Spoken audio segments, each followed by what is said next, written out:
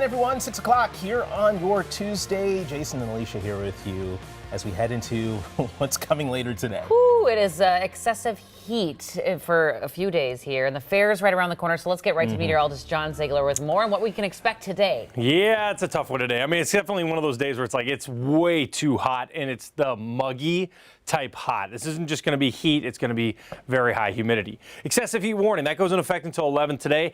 It's not bad out there right now. If you are a person who wants to work out and get things done, don't be scared. Get out there right now. It's fine for the next hour or two. Changing quickly, though. Heat advisory is going to be in the orange. That's Hayward area. That's going to be up towards Mille Lacs. Brainerd's not even in an advisory. Out there, 72 degrees. Temperatures have been climbing without the sun. That's how you know this is a strong warm front. The winds are actually bringing up temperatures. Usually you want the sun to warm it up. Marshall's been climbing tonight. 81 degrees right now. Very, very warm with a 79-degree dew point. That is real tough. Here's that heat index in the afternoon. 108 by 2. We'll hit 112 by 5. Be careful. Find some water. Jem? Yeah, what I wanted you to say, John, is it's too hot to work out today. Skip it. But fine. Okay. The road's still looking good if you're heading into work, the gym, whatever.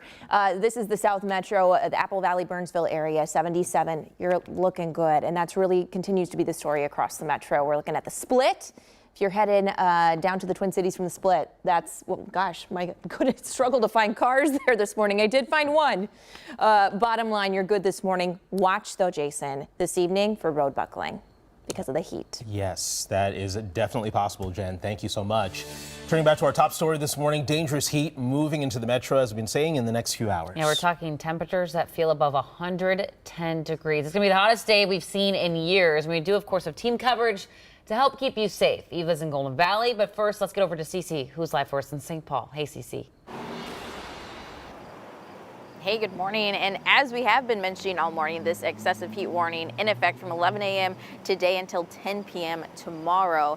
Now, Salvation Armies across the metro are going to be opening their doors so people can get in, get out of the heat. Fans, AC, plenty of water will be available there. If you have any questions about locations or hours of operation, you can head to our website to find that out. Now, as temperatures climb today, they can get uncomfortable and even dangerous at points. So just a reminder to limit your time outside today, get into those air-conditioned spots, drink lots of water. If you're moving around outside, the CDC is recommending you're drinking a lot of water, a cup of water every 15 to 20 minutes. Wear those loose, light-colored clothes and a hat and sunscreen when outside too. And also don't forget, if you have time, to check in on a friend or neighbor. We know that older adults and children are at greater risk when these temperatures get super hot. Now, if you aren't able to make it to a Salvation Army over the next couple of days, you can also hit up a library, a mall, or a pool or a beach to try and cool off. Guys.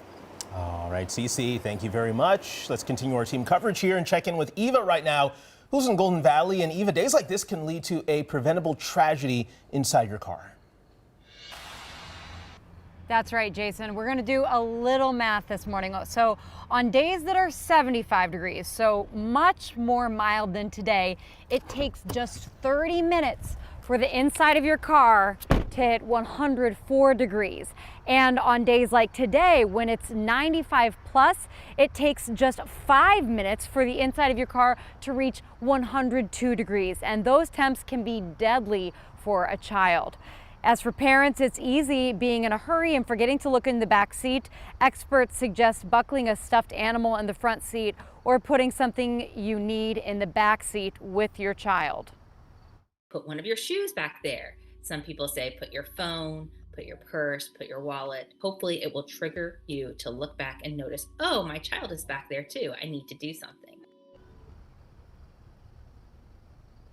So there is some good news long-term for parents on the horizon. The bipartisan infrastructure law passed in 2021 requires that there is a rule set in place by this November that equips all cars with a tool that alerts parents to know if their children are in the back seat. So, you know, we have those handy backup cameras that virtually all cars are equipped with nowadays. Soon there'll be something to let you know if your kid's in the back seat, guys. Yeah, a lot of parents watching this morning saying, oh, that's never going to happen to me. I'll always remember, Right. but you never know, and it happens way too often. Eva reporting live for us this morning. Thank you. Great reminders. And if you'd like more tips on how to beat the heat and where you can find cooling centers across the Twin Cities, text the word heat to 763-797-7215. This morning, the storm formerly known as Hillary is on the move to Nevada after making landfall as a tropical storm in Southern California. Here's some new video this morning showing the damage left behind in Cathedral City near Palm Springs.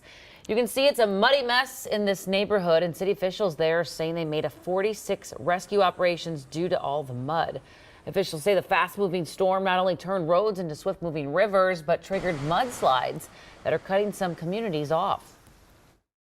I've been here 18 years. I have never been through anything like this. Last year was hard.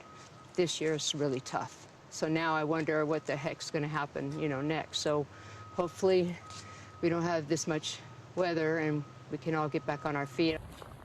Now, despite the destruction, officials say no injuries or deaths have been reported in the U.S. from this storm. A desperate search this morning on the North Shore for a paraglider who never returned. Denny Pakacek ultralight aircraft was last seen above Hovland on Friday. Rescue crews started searching over the weekend, but the sheriff says it's a difficult search due to the small size of the aircraft and also the thick vegetation out there. Because the glider is so small, it won't leave an obvious mark on the tree line. If anybody's got land up here or clearings, just make sure you check your clearings and know your property. And if you see anything unusual, call. Now, Denny's son, Sean, went on to say that his dad was a risk taker who loved flying, and after 2 decades has become a familiar sight in Hovland skies. He's been helping with the search and is still hopeful to find his dad. Summer break at St. Cloud State is over this morning, marks day 2 of class on campus. But this school year, students have fewer courses to choose from. I'm Jennifer Hoff. St. Cloud State says it's planning to cut another 19 faculty positions this year. This after it announced it was cutting dozens of degree programs and more professor jobs just 3 months ago, citing its expenses continue to outpace its revenue. The school reports having at least a $24 million budget deficit, in part due to falling enrollment. It is offering early retirement options, while state officials would only tell us that they're using a variety of strategies to try to ensure St. Cloud's long-term financial sustainability. 6:08 on the clock. This morning, Governor Tim Walz and Wisconsin Governor Tony Evers are both asking for $1 billion in federal funds to rebuild the John Blatnick Bridge between Duluth and Superior. Both say it's long overdue for an upgrade. The upkeep costs are shared by Minnesota and Wisconsin, both of which have committed $400 million to the project. 33,000 vehicles and more than $2.5 million in goods cross that bridge each day. Developing this morning, a summer staple in Minneapolis may not be returning next year. After more than a decade, the city's ending its partnership with Open Streets. Organizers say they were blindsided by the decision and want the city to reconsider. The city is expected to announce plans for a new series of events this Thursday. We are just over 48 hours from gates opening at the Great Minnesota Get Together, and this morning the Minnesota DNR will stock its iconic fish pond. It's happening at 9:30 this morning. There's going to be about 36 species of fish this year, from sunfish to sturgeon. If you want to check it out, it's conveniently across from the Care 11 barn. So make sure after you're done checking out the fish to stop by and maybe get a cold glass of water and some swag and say hi to us. It's always a fun spot. I love the DNR fish pond. It also reminds you of what's swimming in our lakes beneath us. Plenty of fish out there. Plenty of fish. Put that in people's minds before they head out to the lakes later today. Yeah.